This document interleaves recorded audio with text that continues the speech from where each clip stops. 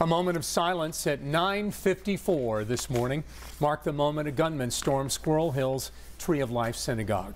2 years later, Pittsburgh remembers and honors the 11 people who lost their lives. Good people. They were our friends. They were our neighbors. It was the worst attack on the Jewish people in United States history. Today, Pittsburgh Mayor Bill Peduto tells us what he chooses to remember about that time. An entire city and a region, a country and a world pulled around the Jewish community at a time of great need for one of the first times in the history of our planet.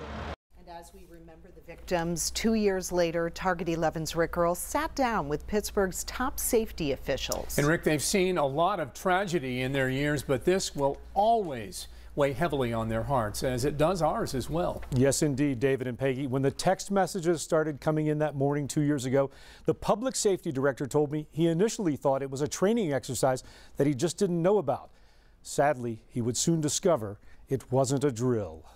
To see the innocent victims in there, the elderly, it was just, it was senseless, totally senseless. And there was no, I'd been on plane crashes and, mechanical failure, but to have to have somebody do this, I mean, just the vengeance, I mean, there was no reason for it. Public Safety Director Wendell Hisrick, a former FBI agent, a veteran law enforcement officer, called it one of the worst crime scenes he's ever investigated. I left the FBI hoping that would never happen here in Pittsburgh, and as I mentioned that day, the nightmare finally came home to Pittsburgh, unfortunately.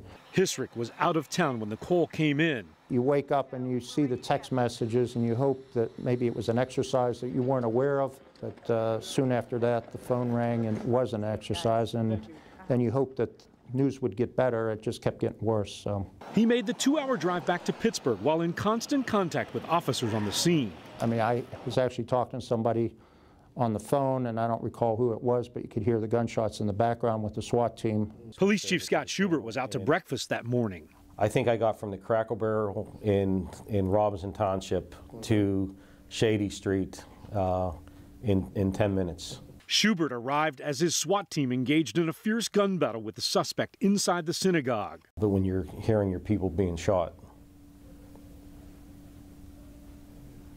it's tough. 4 police officers had to be rushed to the hospital with gunshot wounds. Police eventually wounded the suspect and took him into custody.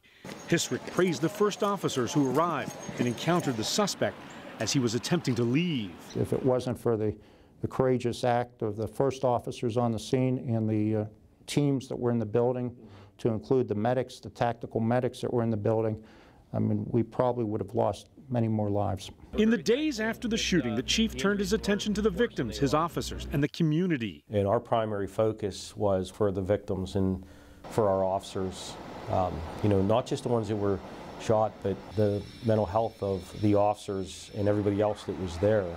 But we also knew we had to take care of the community, and we had to keep them safe, and we had to be there for them to help make sure we all got through this together. And everybody remembers Stronger Than Hate and everything else that went on, and that was a function for us that we had to make sure that people knew they were safe and that public safety and the police were there for them.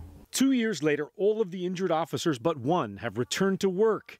Tim Madsen, who was shot multiple times, came back earlier this month. I knew it was going to happen only because of talking to him and seeing him and his dedication and his passion. He wasn't going to let somebody take him down or take away from him what he loved doing. And it was a very, very special day for the Pittsburgh police and the city of Pittsburgh when Tim returned. A special day indeed. Now, Hisrick and Schubert both tell me they learned a lot from this tragedy, and they say their officers continue to train and prepare for mass casualties like this, but they say they hope they never have to respond to a scene like this again. David and Peggy.